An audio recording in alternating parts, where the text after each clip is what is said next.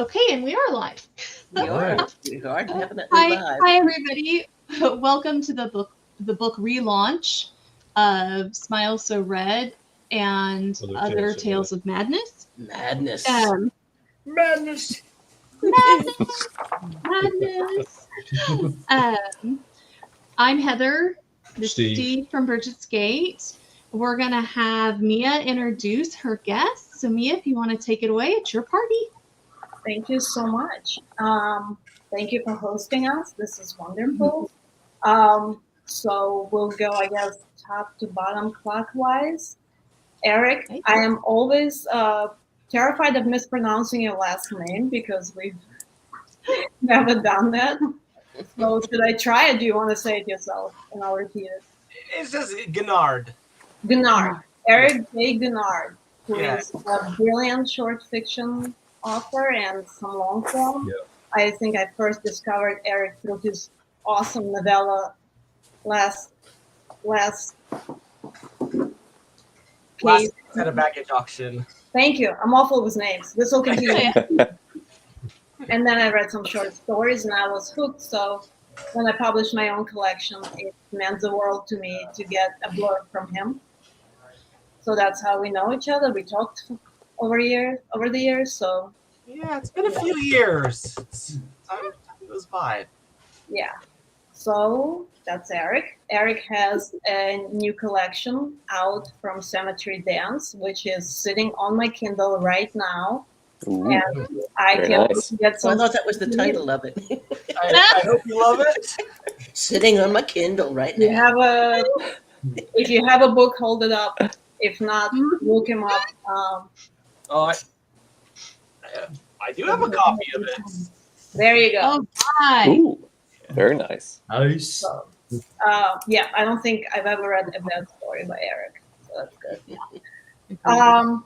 Ray, brother from another mother. My Godzilla brother. That's my wife. Nice to meet you. Ray and I met at PhilCon last November, and we hung out the entire PhilCon. Got along very well. Gonna do it again this November. Can't wait, man. Which Yep. convention is it? PhilCon. It's supposed to be in Philadelphia, but it's technically in Cherry Hill, New Jersey, right across the bridge. Because it's cheaper for vendors. Did you know Yeah. that? And it's better for me because it's That right makes sense. Well, that too. And it's 2 miles from my house. there. You go. So Ray writes short fiction also and novels, and his new collection is titled "Bringing the Creeps." It's out. There it is. Creepy, creepy. Nice. From Anucci Press, and it's available everywhere. And yeah, Ray's going places. He just went to Horror in Maine.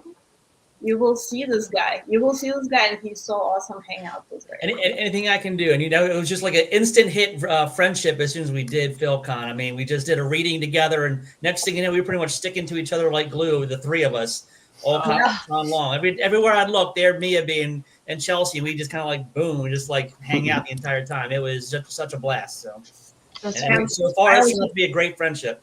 Yeah, and he made me stay up till almost midnight, which is only I think him and F have done it recently because I have a very strict pumpkin hour. That sounds like something I would do. You're right. Your fault. F. Deal, the queen of steampunk adventure romance thrillers, has a series out on Eastpak Publications. Wrote some awesome short fiction too, including a great story in Fantasy magazine, which I'm probably mangling, but Cheska is a story and it's so much fun. I have a signed copy. And F is the only person on this screen whose house I can and regularly walk to for a visit. So we also met at PhilCon, and thank you, PhilCon, for getting me out of the house and away from my computer and meeting real people who are now in my computer. So Yeah. this is my wife, Chelsea, who makes everything possible, including this Zoom, because I'm a bit of a Luddite. And this is my friend Nate Regolia, who is a brilliant science fiction author and publisher, because it's not enough he brings his own visions to life. He brings other people's visions to life. He owns Spaceboy Books, which has very kindly published 2 of my books, Erica and Do You Know the Muffin Man? And it's been a great joy to work with Nate, and an even better one to know him and have him as a friend. So That's very kind of you. Yeah, I want to ask: do we think PhilCon is in Cherry Hill because there are a lot of people named Phil in Cherry Hill? Could that be part of the thing? I've never met a Phil yet, actually. I can tell you the history of it. It's that the Philadelphia convention venues were charging so much for vendors' tables that makes sense. vendors couldn't afford it. But you go to Cherry Hill, it's an intimate, which is, I know that's usually code for too small to fit, but it's actually the way that it's structured. You can meet more people, and it's a better venue just all the way around. It is. It was a great venue. I enjoyed it, especially loved the gym too. Like before all the panels, they had a nice gym there. If anybody's into that, but I mean, it's a very nice venue. I liked that hotel. It's great. It's also not overpriced. Yeah, exactly. Yeah, but no, it's nice. It was very big. I thought it was very big. They had like an art gallery and a giant bookstore set up, and yeah, it was very good. I responded yes immediately, and I'm trying to get Nate out to more conventions and things. I'm trying to get Nate to come to Collingswood for Collingswood. Yeah, Collingswood Book Festival. You're gonna be there. All right. Yeah, sounds fun. Nate, sounds where very fun. Where are you from? I'm in Wilmington, Delaware at the moment. Yeah. He's You're far away. That's who is that who you were hanging out with? Yes, that's it. Yeah, we took a walk in the park. Should have dragged him with you. We'd have got you a ticket. Oh, And that's very where's kind. Eric? Where is Eric? Eric is in California. Yeah, I'm in Southern California, east of Los Angeles. I thought you looked like a dude. Yeah. Hey, dude. We actually Eric's call got it. an awesome look. Like he's a real blonde, not this fake crap. And Eric looks like there's a surfboard somewhere I there. expect to see the hammer hanging on the wall behind you. Yeah. It's just got a shot. Just beyond the camera. We call Eric the marriage saver here, because when we first started, we were trying to format. Was it Wear Tales? It was one of them. Yeah. Yeah, Wear and Tales, yeah. we had a professional disagreement that almost ended the whole press one night. And Steve said, I'm just going to call Eric and see if he can. And Eric was like, yep, do this, do this, do this. And then, like magic, the next morning I woke up, did not file for divorce, did not burn the house down. So, it was a happy ending. But we had a rough night. And that was in the very beginning. I was like, hey, maybe we're not going to be book publishers. And we got smarter. We now pay Steph Ellis to do it, who is also one of the authors in Wear Tales. But I was like, we don't have to do this. We can fight about more important things like edits than. And Now you flourish. It's always hard at the beginning. You got to get through it. Yeah, and Steph Ellis is great to work with. She helped Yes, format my book, and it was just a breeze. And I agree, formatting is awful. When I first started, I wanted to self-publish a couple of novelettes. I published a few novelettes from Smile So Red to kind of get my name out there. And my wife and I had to format it, and it wasn't quite divorce territory, but oh my God, it was hellish. It was So never again. I did learn to format through the experience, and I've done all the rest of the formatting myself, and I can, but no, never again. I'm so glad to work with people who format now, and everybody does a great job. Well, I have to put in a plug for my publisher. She has written the How to Build a Book workshop from Eastbeck Books. Nice. So check it out. It's for self-publication, not to cut short Bridget's press, but just in case it's a good reference for people. Well, listen, we all have to plug each other. We're all in this together. Like there's enough seats at this table for everybody. So I got to tell you, formatting was easy. It was very simple until it got to, how do I do page numbers? Oh, that was it. Where, It was page where I numbers. don't want to start page one until after the front matter, and how Yeah. do I alternate? And it's like, you know what? Then I start getting question after question after. You know what? I'm gonna hire somebody who knows. Oh Well, yeah, that's the I- good stuff. I We had a learned pretty early where our strengths were and what was going to be a hire out event. And it's just not fun too. Like formatting is not fun at all. No, Like, it's not of fun. all the things I taught myself since I got into being an author, I love making covers. I love making ads. It's so much fun. I made Smile So Red cover, and I'm very happy with it. Yes. I've never been happy formatting, only when it was over. Right. And sidebar, Mia's made a couple of book ads for me too, so that's a nice side hustle for you to promote Oh, yourself. nice. Yeah. That is a nice. Yes. That is a nice side. I will make ads on Well, covers. little horror story for you. I thought one of my really coolest stories, and it was picked up for a little, little collection, little anthology called Cryptids and Conspiracies. And I got the book, and I opened up to the table of contents, and there's my story. My name's not there, but page 43. Yeah. So I flipped through the book. There's no page numbers. Oh no. Oh. And Mhm. all right, so No. my name is at least with the title. And I go through the book and I finished up and I shut in the back cover. It says Cryptids and Conspiracies. Cryptids. Oh, Cryptids. no. Nice. So, I actually showed it to the publisher, and we're actually good friends. So I was Yeah. kind of like, I really didn't think, but anyway, he goes to the back cover and he says, "What am I missing?" I said, Yeah. "The letter T." I have Oh. It is like a publishing nightmare to me. Yeah. Anytime there's a mistake in a book, I feel like I've been shot somewhere on my body. And Steve, every time it happens, Steve just pulls out a book. I have a book. It's a Stephen King book, and the whole last half is just half of the page. And it was a misprint. Yeah. But I mean, like, I don't remember what book it is, but it's the whole second half of the book only has the right hand side of every page. Ingram whole- does that. Ingram does that to eSpec all the time. Wait, Yeah. who Yeah. does that? So it's like, Ingram, yeah. it happens. It happens. It could be worse. We could be missing the whole last half of the book.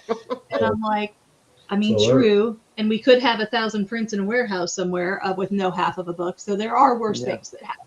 And if it Yeah. happens But to it's Stephen King, you're in good company. Yeah, that's my thought. If it happened to Stephen King, we're okay. We're okay. Well, my worst one, I forget which anthology it was now, but basically I took the shell of the first anthology we did, Were Tales, This was a and I nightmare. basically just renamed it and then just cut and paste every story in there because it would fit the format. And it worked. This was still part That of was our my- in formatting theory nightmare, anyway. right? So it worked actually pretty well, except Except one of the stories I forgot to change the title and the author, author name. Yeah. So In it the had story the author's itself. story and a totally different author name and title. It was awful. I almost laid down in the street. I was like, I And that don't. was after release date. I'm like, oh. Yeah. And I was like, I don't know what we're doing here. I don't know. Maybe we're not these people. I mean, maybe we're just readers. Maybe we're Easily just readers. fixed, but it was embarrassing. Oh, it was horrible. I felt so horrible for the author. Well, I have to But- say now Bridges Gate books look great, and I first discovered you guys from downloading your books on NetGalley. Just trying, because I'm a big NetGalley person. Yeah. I like to read the future, as I call it.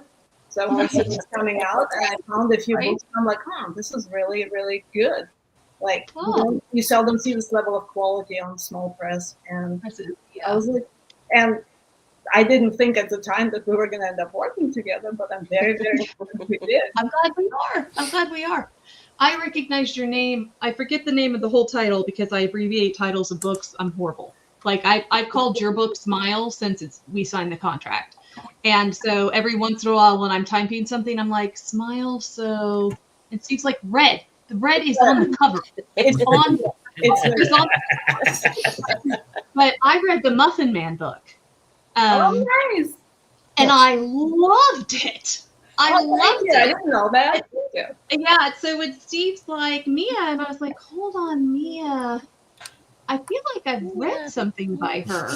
And then I think it was an email exchange you and Steve had when you were talking about the Muffin Man book. And I was like, I did read that book. But I loved that book. I loved it. That's so awesome. I was thrilled when I put that together. I was like, okay, yeah, let's do this. This is actually, The Muffin Man is probably the most different book I've ever published. I think Nate is good for bringing out the weirder in me, because he published two of my weirdest, most off-brand books. He published my science fiction book and The Muffin Man. And I don't know where it came from. I haven't written anything quite like that since. So it's so rewarding. People are reading it. It's her fault, by the way. She's made me watch so many bake-off shows over the years. That it was penetrated my brain. I didn't mean to, but I would just walk by her. I would sit. I thought it was so fun. I thought it was so fun. And maybe it's because I watch a lot of bake-off shows. I think that's what it is. Yeah. It's the people who watch bake-off shows and think, I wish there was maybe like a murder here somewhere. Just like what would happen if there was a murder? I do. I'm a huge bake-off show and a huge murder show. Like when I can't sleep at night, thanks menopause. That's it. And Steve loves nothing more than going to sleep to listening to a cooking show and waking up to, and they never found his body. Cooking show is done. That was really fun. Who is killing all the great chefs of Europe? Anybody old enough to remember that movie? I remember that. That was It was a wonderful movie. It was all about butter. And when she made a bomb, it was a real bomb. I think it's a legit, I think there's definitely a very niche market for it, but I think there is a market. And it's so funny because my mother-in-law, she doesn't read my books because she thinks they're too scary, which is fair criticism. That's fair. I was going to say that's fair. That's fair. The Muffin Man came out. I said, well, what about The Muffin Man? And she looked at the cover and she said, well, I don't want to read about a bloody cupcake. Which is also fair, but I would just like to say to anybody who might be listening, it's about so much more than a bloody cupcake. Cupcakes, I mean, a lot of baked goods get terrible things happen. Yeah. Wonderful puns. It's very fun. It's very fun.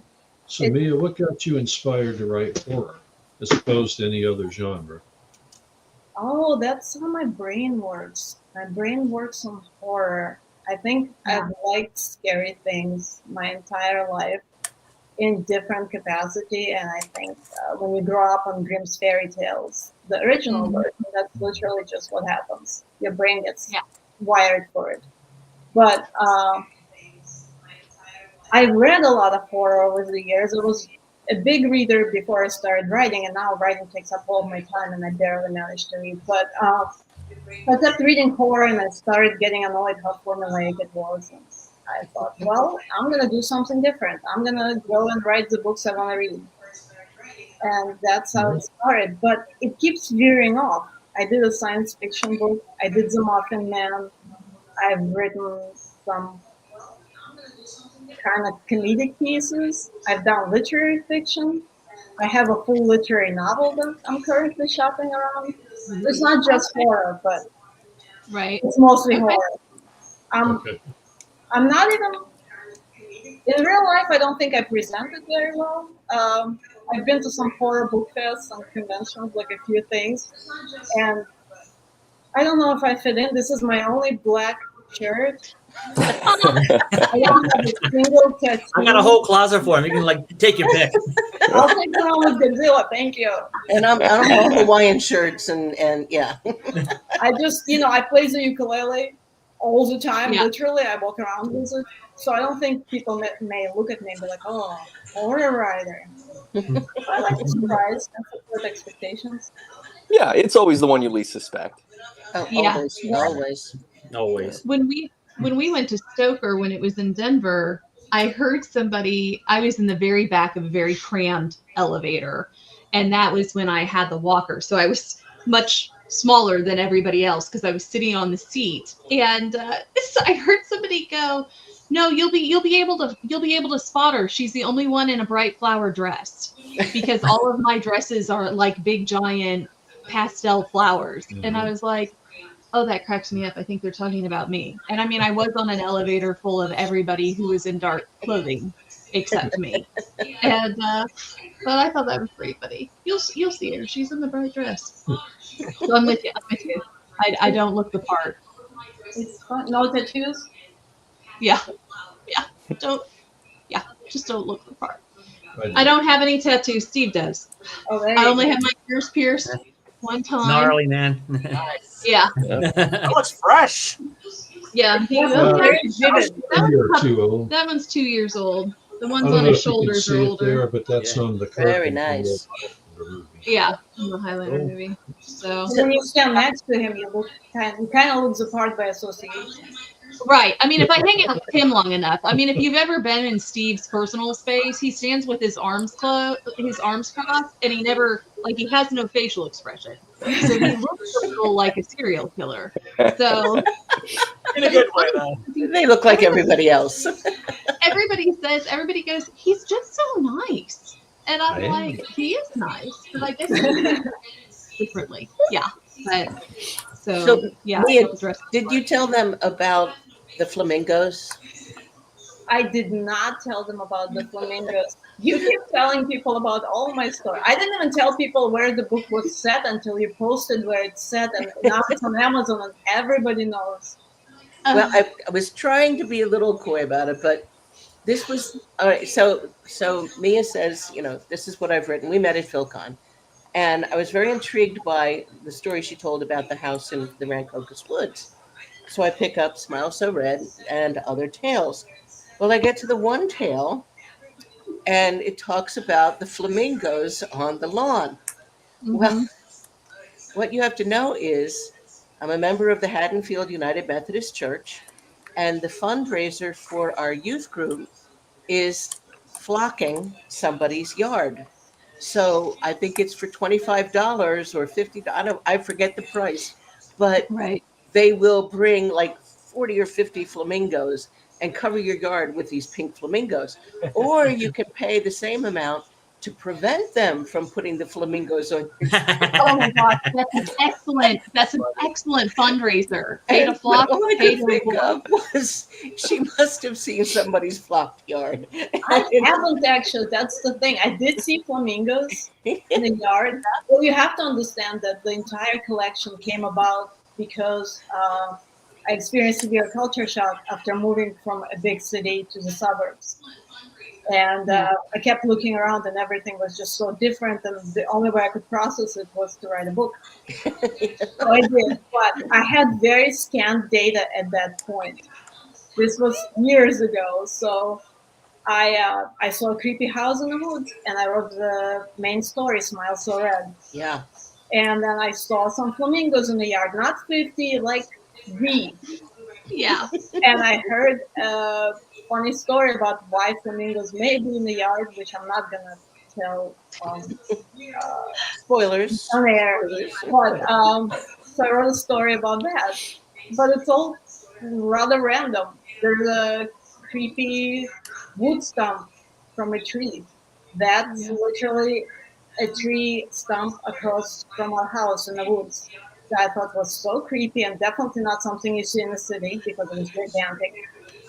So that was it. And the trunk is set in our basement. Not exactly. The trunk is set in the basement I imagined our house had before we moved into our house. Oh, okay. Okay. Yeah. Okay. So it's all here, and I didn't know about the fun. Now I'm discovering the fun bit. It was written as a way to cope with moving to suburbs. Yeah. Yeah, the trunk had me thinking of Annabelle for a little bit, and then you just like made it better. Yeah. Like the scenes when she's in the basement and she's trying to get away from in Annabelle, they're in their basement locker there. That's where you kind of put me, and then you just like took it to a different level. Like, wow. Oh yeah. Oh yeah. That's amazing because I like that movie. That movie's awesome. It's a bizarre movie. Wow. Yes, that's exactly what I meant. Amazing. Yeah, man. That's fantastic. I hear something weird. I do too. What you hear? Hang on a second. Hey, Jack, can you turn it down a little, please? Jack is in the audience, and he's on his iPad, and that's coming through my microphone. Feedback, yeah. Hi, welcome, Jack. Yeah. Jack is Jeff's husband, who also has read my collection because I guess I'm popular locally. Very locally. Hopefully everywhere else soon. Hopefully everywhere else soon. It's interesting about the flocking because I thought that was a Midwest thing. So I was really intrigued with the story when I read that one, because here in the Midwest, when the kids were little, the big thing we did is if your yard got flocked, you were the one who had to bring donuts to Donuts in the Park. Oh, wow. And so we there was just a whole group of us and I think at one time there was 100 flamingos. I mean, it was obscene. And that you would just go after dark in the middle of the night and flock somebody's yard. And then when they woke up the next morning, they're like, oh man, okay, Saturday I bring donuts. Because we would all meet at the park because all the kids were in sports.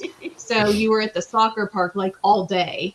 And so whoever got flocked had to bring all the donuts and drinks for the rest of us. And so I was like, wow, they flock everywhere?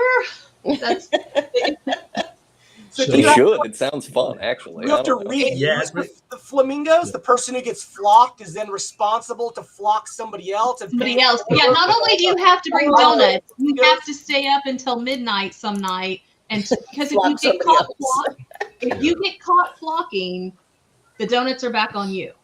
Yeah, you don't want to get flock blocked, I don't think. You had to sneak around after dark and hope somebody's kid wasn't up watching TV and turned on all the lights. It's a good thing Hitchcock wasn't still alive to see this old flocking thing. I know, right? It's a sequel to The Birds all over. Oh yeah, I mean, it's a sequel to The Birds. It was bad. So it's a big suburb. It's a big suburb thing here in Kansas City. Every once in a while, even still, and this is like 20 years later, I'll drive by a house and there'll just be a sea of flamingos that I'm like, someone's bringing donuts to Heritage Park. Well, they're bringing barbecue. You guys are so proud of your barbecue out there in Kansas City. I've been there 3 times. Every single time, hey, welcome to Kansas City. Have you had our barbecue? I said, yes, I have. It's the best in the country. There you go. I was going to say, you won't make it out alive, even here, if you say something other. Jack Stack, man. I need to see more. Jack Stack. Oh, my God. So good. Yeah. It's for real here. So another little story about stuff like Suburbia. About suburbia, and it's not flocking, but another tradition we used to have. Yeah, for during Halloween. Oh, this is a good story. This is the story of how Steve almost went to jail. Yeah. Goodie bag. You'd go and put it on somebody's porch, and you'd either knock or you'd ring the doorbell and then dash. Yeah. And then when they open the door, there's a bag of goodies. And then they're supposed to do it to somebody else. And you put a sign, it's called booing because you would tape a ghost to your front door to indicate you had already been booed. So the idea is that everyone in your subdivision is booed between October 1st and October 31st. And so, but you have to do it at night. And again, if you get caught, you have to take the boo bag back and try to boo somebody else. So it's all under the cover of darkness. But now, wait a second. Is it a bag of goodies? Yeah, it's a bag of goodies. Like, no. Yeah, a vampire book, coloring book. It just you geared it towards whoever lived in the house because it was a subdivision. We all knew each other, right? So it could be ghost dish towels, it could be a horror DVD, it could be anything. Man, that's the Midwest for you. See, we're like Camden. A couple of years was the murder capital of the world, and what you did was you filled a bag with poo and you set it on fire, and they come out and they stamp out the fire. Oh, no. We don't do that here. We don't behave that way here. People over here would just knock and run, and that's the end of the game there. So just annoy people. But no. This is you knock and run, but they're goodies. But the best part is, the first time I did it, I got it up onto the porch, and I didn't even get a chance to knock on the door. I heard somebody coming to the door. So I get back off. I went to the side of the house, Yeah. waited for them to come out and look. And then they said, I think somebody's sneaking around the house. So I'm No, it like, was the lady next. It was the lady behind her with okay, the right, party. yeah. So Yeah. somebody actually called the police. They called the police. So I because went back around the house, back Yeah. through the yards, back into my he house. cut through all the backyards in the neighborhood to get back to our house. So the people behind us and 3 houses down were having like a barbecue. And so somebody on the deck goes, do you see a guy? Is there a guy running in the dark behind the Kia's house? Do you see him? Who is that guy? And then all of a sudden there's like 6 cop cars pulling into the cul-de-sac. So I'm like, I had made it what back did to you my do? house. So I had made it back to the house. The police showed up, and then everybody's outside, and they're like Oh yeah. freaking out. Oh, So yeah. I came out, joined in the search, Oh, yeah. and everybody else go, what find us? But you did. I hope you get them. Yeah, I think it was Jennifer who finally said, oh my gosh, you guys, what if it was somebody booing? And then Steve goes, oh wait, when did this happen? Like, oh my God, you were helping the police search for yourself. Oh, I knew at the time, but I didn't want to tell You anybody. didn't tell anybody? Oh, it's funny. Yeah, that is. I mean, Midwest suburbia, in my opinion, is the best. Because at any given time, you'll be invited to somebody's barbecue that you don't know, or you'll open up your front door and there'll be some mysterious package. And I get in other parts of the world, you'd be like, don't open it. But here we're like, hey, I got a vampire coffee cup and some coffee I've never heard of before. And now the thing is, growing now, of course, I'm old. I'm 70. So when I was a kid, growing up, South Jersey really was the Garden State. And what you got on your back porch was the zucchini from somebody else's garden, which of course was superfluous because you had your own zucchini, and they just keep growing. So Yeah. you end up doing things like taking a bag of zucchini to church and trying to palm them off on somebody else there, and they're handing you their tomatoes. Oh, okay. Next thing you know, you got ratatouille going, but there's a giant vat of ratatouille with all these zucchini and tomatoes. Yeah. But to wrap it all up, this is how weird suburbs is, and this is why that book exists. This is why also Red exists, because suburbs are infinitely weird coming from a city. It's just strange. It's just not what you're used to. It's so weirdly relaxed. I mean, the people keep saying hi to you, and I'm used to it now. But the first year, you can't set food outside without people just saying hi to you. And your packages, like we don't get farm packages, and nobody's ever put flamingos on my lawn because if they do, I will keep them. Yeah. But the packages that do arrive that we order just sit there, and they will sit there for days until we get them, which is amazing because in the city it's like a strategic game of running downstairs and knowing your UPS man and grabbing it just right, or chasing the brown truck. Right. Before the porch pirates get it, And actually, it's gotten into my head so much over the years that I wrote my literary novel, my one and only so far, is about somebody who survives by stealing packages and reselling them. Oh my gosh. And I thought that was very Philly thing. I just wanted to write something for the city I left, like a love-hate letter for all those years. So, it's kind of about the divide between power. It's a very real thing, though. Yeah. It's a real thing, yeah. You live in a very wealthy neighborhood, and you see all these things, all this frivolous wealth. So I'm curious to know, what was your favorite song in Smile So Red? Favorite song, favorite story? Mine? Everybody's. Oh yeah, please, everybody. I don't do that. Let's put everybody on the spot. Nice. I know. I can tell you right now. I was just looking at him again before we signed on. Hold on, I need to look at the table content. That's what I'm doing too. I love everyone equally. No. That's my line. I'm sorry. Eric. Trunk is the one. Trunk is the one that got me because, the first chapter and wait a minute. What? Because there was a disconnect between the first and second chapter. So I go, all right, well, I trust you. I'll go along with it.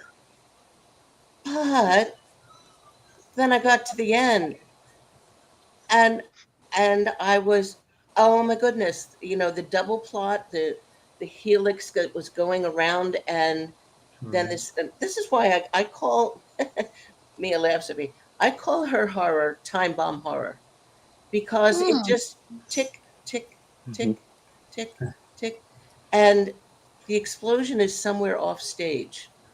Yeah. And I just love that. I mean, that's what caught me about her novel Haven, but that story more than any of the others I thought was that tick tick tick, and it, oh yeah, I love that story, and I love the structure of it, and I say bravo, brava to you. Thank you. No, that's kind of my thing. I do a lot of things off screen. I don't want to rub people's faces in it.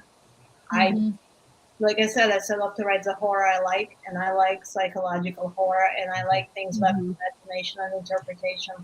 I don't want things to be true for me. I don't want gore. I don't want guts or too much blood, unless it's Evil Dead the musical. And I know it's not for everyone, because I've read some of the reviews and people were kind of annoyed, especially about Haven, because the big finale happens off screen. But for me, it's like, okay, but if you read the novel, do you really want, I'm not going to give any spoilers, but do you really want that in your face? Yeah, I thought that was Why perfect. would you want that in your face? It should be behind the scenes. You should imagine it horrified, not kind of, I don't want, nobody reading my books will ever go, I want them to walk away quietly disturbed and have a nightmare. Right.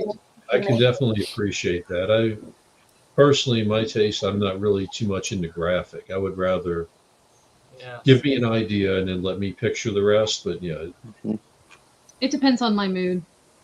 Yeah. Now she, on the other hand, yeah, I will. I could absolutely, in the right place, in the right time, I will read the most graphic anything. And then there are some days where I'm like, listen, if we can't Mary Poppins this up, I can't read it. So I'm definitely cozy. Yeah, I'm definitely a mood reader, and it's I've been called it verges on psychopathic, my mood reading. But, well, it's technically sociopathic unless you're killing the Or schizophrenic. Right. It's hard to say exactly what it is, but it is. I can read any of it, but I just have to be in the right mood for it. Like if I'm in the mood for something off-scene, then that's what I want to read. And if I find myself, I've accidentally picked up gore, I'm like, oh no, now we have to put this book in the drawer, and it has to be in timeout because it's not what we were looking for. But yeah, I think actually she can read or watch anything as long as it doesn't involve possessed electronics. Oh, that's her. That's electronic. That's oddly. Yeah, it is oddly specific. I have a listen. For a different time, a different tale. But it started as a teenager at a party that went south. But ever since then, I've had a strange distrust of electronics, and and listen, some of it is Asimov's fault. I mean, if you read Isaac Asimov really young, which I did, the idea that the machines and the robots rise up against humanity feels like it could happen. Robots of Dawn blew me away, man. Like, but they didn't go against humanity. They did it for humanity, for our own good, because you guys are so stupid. Yeah. So I just kind of feel like, and I feel like we're every once in a while when I open up the news, I'm like, did nobody else read Asimov when they were younger? Yeah. Why are we programming the robots to feel? Like what's happened? Is nobody reading this anymore? It's like the more reading. I think the more I read the news, the more I realize. Oh, I can't. It's But like in that my scene in Galaxy Quest where the guy says, "Don't you guys watch the show?" But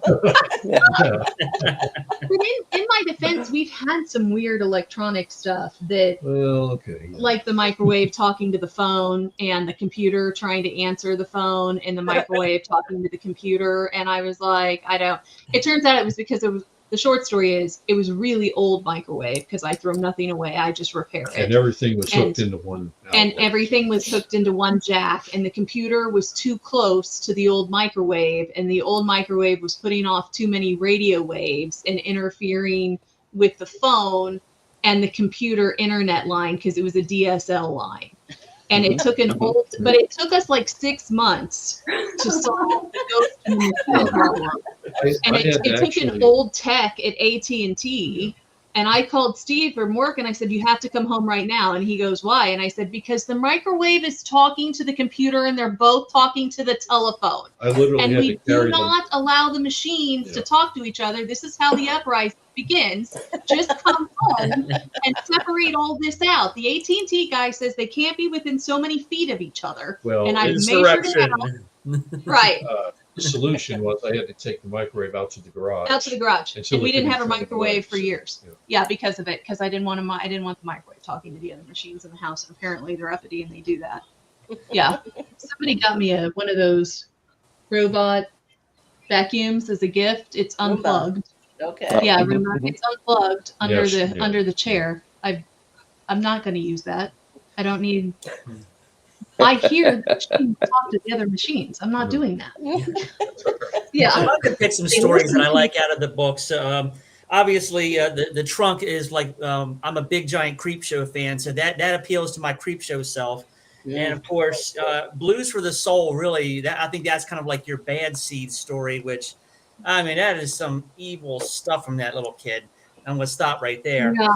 But the one that really got me the most was Spindle, and I think that is your most Stephen King worthy story. Yep, I mean, that was mine. That one felt like a King epic all the way through. You just perfectly plotted it. I don't want to spoil it, but anybody who's picking up the book, dial into Spindle. It's expertly done. Yeah. So. It has that kind of kingy sort of punchline-y ending to it too, where it's like, hey, if you've been paying attention, you'll get this. Which I love that. It all comes together in a really nice way. Yeah. That's awesome. And that's one of my first forays into mystery and suspense thriller. And I wasn't sure I should put it in the collection, but it just really belonged there thematically. So I'm like, I figure if I'm gonna have fans, 5 fans, or 10 or something, I figure they're just gonna go with me to different genres because I don't think I can do the same thing over and over, and I don't know why people want that necessarily. I kind of read across genres. I think it's boring not to. And I think the nice thing about collections, I mean, one of the reasons I read collections is I'm hoping to read a broad spectrum of different story types to really get a feel for the author so I know what type of stories by them I want to pursue. And so I like a collection that just isn't the same horror trope over and over again, or just horror. Like I like collections that throw in like the author's experimentation with a little bit of sci-fi, or maybe a fantasy horror mashup, or maybe a noir horror mashup. Like I like the kind of feel. I like the feel of it because it gives you kind of a broader taste. It's like a good charcuterie board. A good very nice board. Man, you're talking to horror writers and you talk about a charcuterie board. I don't even want to know what's on that board. Yeah, I mean, if you slice somebody thin enough, they're never going to figure out who it is. It starts with its viscous leaves for the flowers. I don't know. So it's cheese, charcuterie, cheese meats. It's usually cold cuts and cheese. And cold cuts, cheese, often pickles, almonds nuts, and honeycomb and olives and things too, depending on how fancy your situation is. I haven't done anything horrible with that sort of food yet. Maybe in the Muffin Man's sequel. There you go. The cheese will go crazy. This could be the side hustle for this Halloween. The Halloween charcuterie board or the horror charcuterie board. Oh, that's an anthology idea right there. Yeah, isn't it? I mean, get on it. Yeah, it sounds fun. finger does. sandwiches. It takes finger sandwiches to a whole new definition. Okay. I kind of like that actually. Hate to see what you do Now with we're the rump getting roast. into- Yeah, now we're getting into a little too visceral. it's a little too good. Seriously, there are so many Halloween anthologies out there. I'm shocked nobody has done that. The charcuterie board. Maybe. I know what I'll be googling when this is over. I mean, listen, you could get very creative and get something like olives or I don't know, mixed with I don't know with deviled egg or something, make it Oh, look yeah. like eyes. I don't know. You could. Yeah, all This this should on a be double pretty egg. That's what creative. we Oh, used to yeah. do for its There. Halloween party. Mummies in a blanket. Have you Yeah. ever read Bradbury's? I think it's called The October Game. Oh yeah. Yeah. I haven't read The that. October game. Oh, the witch is dead, and this is her head. Yeah, yeah. And then somebody turned on the lights. Thanks to mention that F and I by proximity lived in a town that goes particularly crazy for Halloween because of their unique connection to Halloween. Haddonfield, which is of course Mhm. inextricably Halloween. connected to Yeah. Halloween, and is the town in the movie is named after this our Haddonfield. It is because the writer of that film lived here. So Wow. boom, I didn't- Michael Myers Mm. I didn't know that. stops here. And there is one particular street called Washington Avenue that puts on like the best Halloween madness. I mean, they decorate and they do full costumes and they give out full-size candy bars, which is obscene. And Yeah. Oh, Yeah. it goes. You can Google the Haddonfield Washington Avenue Halloween, and it will stun you. I'm going of course, this is a very upscale town. Mhm. Jack and I bring down the property values very nicely. that's the people I hang out with. Washington Avenue is a half a block from us. It's the other cross street up there, and I mean the houses are $1 million houses, and so if you move into that a house there, your neighbors will tell you you're going to have about 4,000 to 5,000 visitors on Halloween. Oh my Wow. god. Oh, I'm not exaggerating. Real. I'm not exaggerating. Yeah. That's wild. Wow. That's crazy town. Yep. And That if you is think crazy. that's crazy town, wait until next October. Not this one, but the upcoming one, because I couldn't just let something that good not be commemorated in fiction. So there is a very well-known press that does limited edition hardcovers, and they have a very popular Halloween series that's been going for about 20 years. And I am delighted to be a part of it. So I will own October 2027. And everybody will know what's really going on. Okay. Hell yeah. Halloween. Could you imagine 4,000 people driving down your street? No. Oh, they're No. not driving. Oh no, the street's closed. Oh, they closed the street, so you have to walk it. Oh my gosh, that's even worse. Could you imagine you coming home from work with $3? Oh, worth but of I did just Google it right now. EF, as Yeah. you suggested. I'm looking at the images. Wow, that is amazing. it Yeah. is. It's better in The person. Sturgis ride at Devil's Tower, man. And I've been there to that little town of Hewlett. It's this tiny, dinky little town that maybe could have about 50 people in it. And I would bring the entire Sturgis ride in there, taking over the town and camping anywhere near Devil's Tower. It's insane. Oh my god. Look that up, man. Wow. Yeah, there's people camping out everywhere. It's weird, man. So, Mia, tell us about you got 3 stories that are connected from 2 Smiles to Red. I call it your Redderverse. So how did all that come around? So That is the only time I've done that. So my goal was to build the Daliaverse, which is why all my social media handles are Daliaverse, because I tried to make my own universe of weird, strange, darkly psychological stories. And because, authors are not humble by nature, I don't think. And I was guilty of it. I wanted to make my own universe. And but I really dislike any sort of sequels or series as a reader and as a writer. So I always do standalones. And Smile So Red the world of that house and that creepy smiling graffiti is the only thing that has managed to call me back again and again. I revisited it in standalones. You don't need to read the stories. They are connected almost more thematically, and I feel like that smile is gonna probably keep recurring. But the more I write, the more I see little Easter eggs in my fiction, I find. So a lot of my stories and novels feature little nods now back to some other stories. And I think one of the most rewarding things to me will be if readers actually pick up on that. Because to me, it's just kind of fun. I don't know if it's fun for others. As a reader, that's the kind of stuff that makes me really crow.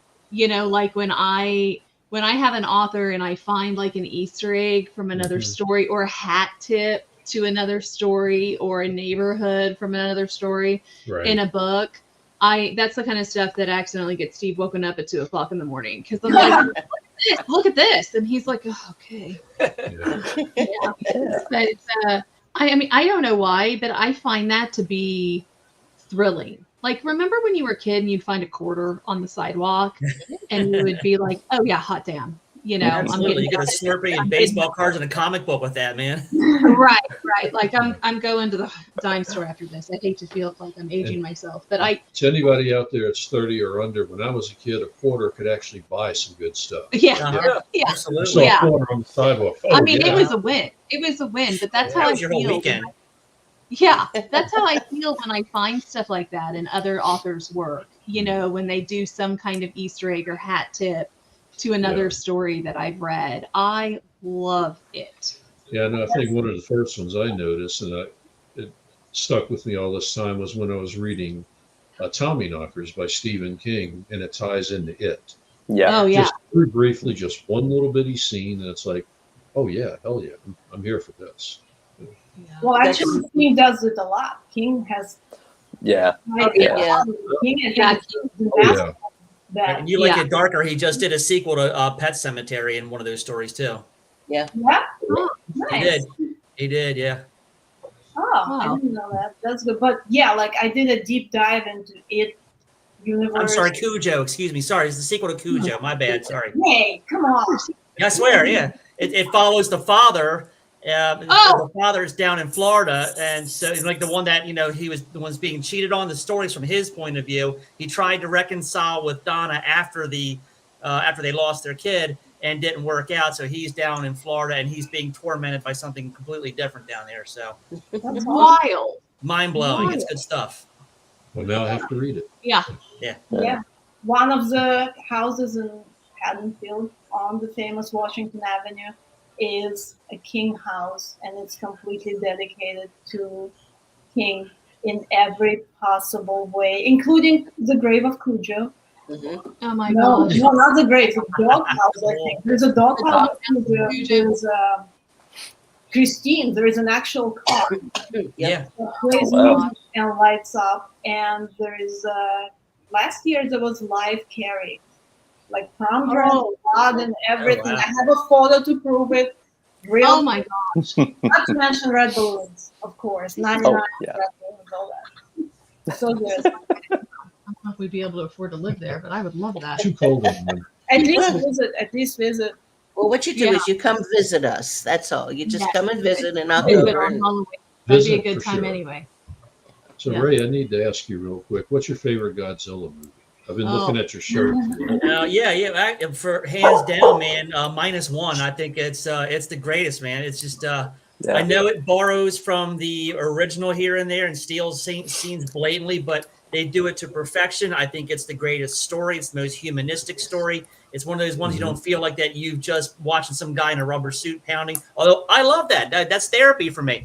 But -1, I went and saw it 5 times in the theater and once in black and white. I was just mesmerized by the craftsmanship of that movie. And it wasn't just the effects were astounding. It was like the acting, putting together, their shanty town, trying to survive the shelling of World War II. It's just a beautiful movie that turns ugly real fast. But in the end, the humans win. And that's a rarity. So it's like, it's top notch, man. Yeah. That's awesome. We talked about that was one of the first things we talked about, and Yeah. Ray was like, "Did you see it?" I'm like, "Yeah." He's like, "How many times?" I'm like, "One." Oh, They had a good Godzilla panel. I wish you'd shown up for that, Mia. They had a good Godzilla panel at PhilCon because it was like almost 3 hours of Godzilla on the projection, like of different things and stuff that Toho created for a one and done presentation, and they got a bootleg of it and showed it. It was it was sick. Oh my god, good stuff, man. wow, maybe they'll do something like that again. Yeah. Yeah, I don't get out much, so when I do, I have to really make the most of If they it. have a Godzilla panel again, show up. I bet you they'll do it again. Oh, nice. Oh wow. Nice. That's I'll lovely. definitely show up. Definitely in the audience though, because every time I talk Godzilla to Ray, I'm just like completely humbled. I can't hold my own. Yeah. That's awesome. Okay, so what's the one thing each one of you would like to say to Mia on relaunch day about the book, or about her writing, or about anything? But we're about to wrap up. So what's the one? I can start. I am so thrilled that you relaunched this book, and I am very humbled that you chose us Yes. to do it, because small presses are very hard to keep running, and you know, keep your head above water.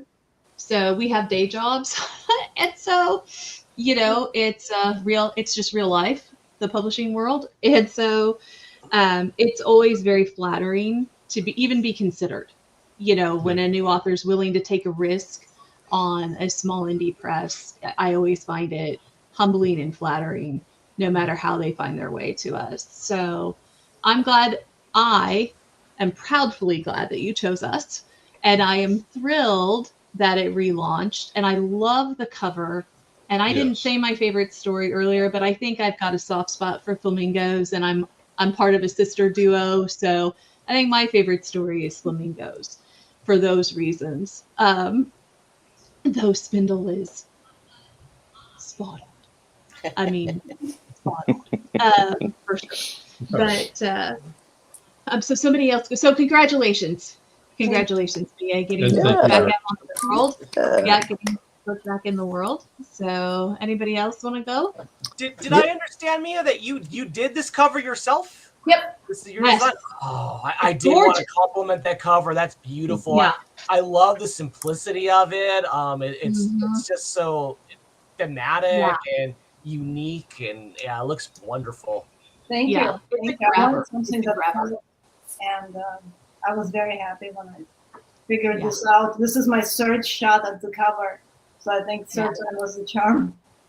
It's gorgeous. It's gorgeous. Yeah, congratulations again overall on the book. Yes. And as Heather mentioned, I'm so happy to see it getting a new life. Being brought out by, in my opinion, the superior publisher.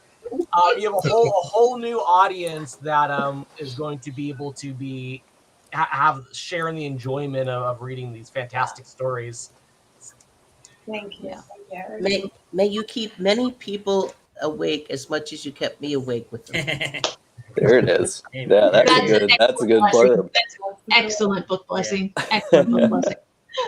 Yeah, I was gonna say. I mean, to touch on the whole thing with indie publishing, it's like I've seen so many indie publishers come and go over the course of the 8, almost 10 years that I've been doing Space Boy, and every time that happens, I always feel bad because it means that a bunch of people's work might fully disappear and be sort of delegitimized. The fact that you get to relaunch this is wonderful because you're such a prolific writer that having something like this as a piece of your own personal kind of oeuvre is essential for everybody to discover the whole you and what you're capable of. So, like, yeah, this is great. I mean, plus, I don't know, nobody's book should die. That's the thing. Like, nothing should go out of print. It shouldn't have to anymore. With the caveat that everybody should also get what they're due for that. It shouldn't just exist in some sort of stolen form tucked away in the internet. But yeah, I mean, I just think it's phenomenal, and the cover is gorgeous. The writing is you, so it is. It's also gorgeous, and it's arresting, and it's terrifying in ways that bite at your heels days later. I'm just happy to see this come about for you. I mean, the little time that we've known each other is coming almost a year. I'm proud to have you and Chelsea in my friend group. You and I may have had just so many behind the scenes conversations about the entire gig. Don't give up. Do not give up. Do not give up. I believe in you. I will say it 100 times. You were one of the writers that I push to anyone who will listen, not just because we're friends. I think that you're still in your quiet before the storm phase, and you're going to explode. So Agreed. go get them. Agreed. Thank you. Do I get to say something to all these ones? Yes. Okay. Yes. Okay. So gratitude, just ton of gratitude. This is so hard to do. Writing is the easy thing. Writing I can do, well, not in my sleep because that would present logistical challenges, but if I'm awake and in front of the computer, I can and will write. And she knows because she had to pry me away from it at all odd hours. But to get books out there is so much work. And I've gotten to the point where I had the skills to more or less format the book and make a cover for it myself and put it out. But that wasn't how I wanted my work to be out there. I had a very specific vision. I wanted a specific type of publisher for it. I wanted specific type of books for it. I wanted to get it in hands of people who would really appreciate it. And this event proves that I have succeeded. So to me, that means the world. I couldn't have asked for a better home than this day. I'm so happy with everything you guys have done for it, for formatting. I love that I'm finally on NetGalley, which is a dream of mine because I'm a NetGalley nerd. I love how supportive you've been. It just means the world to me. I'm so happy that you've chosen to work with me. Thank you. I'm so happy that Eric has chosen to blurb it and give me a big validation when I first, when I had less confidence and I was just first starting out. It was really important to me, and it meant so much that an author whom I admired so much said such kind things about my work. Thrilled to know Ray, who has been, who just pumps up my spirits and lifts me up, and it's such a joy to have in my life, and is hugely talented, and I think is gonna roar his way and go places. I'm trying, man. I'm trying. I'll take any little bit of help I can get from anyone, anywhere. Ray works very hard. I'm pulling for you and your novel. And thank you. And I've wanted to know. I wanted to have a local friend, and I set my bar low, and I definitely overshot by meeting you. You are a wonderful friend to us both, you and Jack. I'm so happy you're in my life. Thank you. Thank you for reading my work, because thank you for liking it, because otherwise visiting you would be super awkward. I would just keep asking, why not? Why not? Thank you for including me and dragging me out to places that will drench me in blood. Try a war show. That's that might be next. Thank you. And Nate, you are wonderful. You have been one of the biggest cheerleaders I think I've ever had, and you don't even do the pom-poms or any of that. So, I can if you need it. The vision is not there, but the rest is just fantastic. Thank you for encouraging my weirder side and supporting it. Thank you for giving Erica a home. Thank you for giving the Muffin Man a home. Yeah. And just for your support, for your friendship. Thank you for being real. I just met Nate in person for the first time after 2 years of online friendship. Yeah, so I am real. At least as far as you can tell. As far as I could tell, and I have a witness.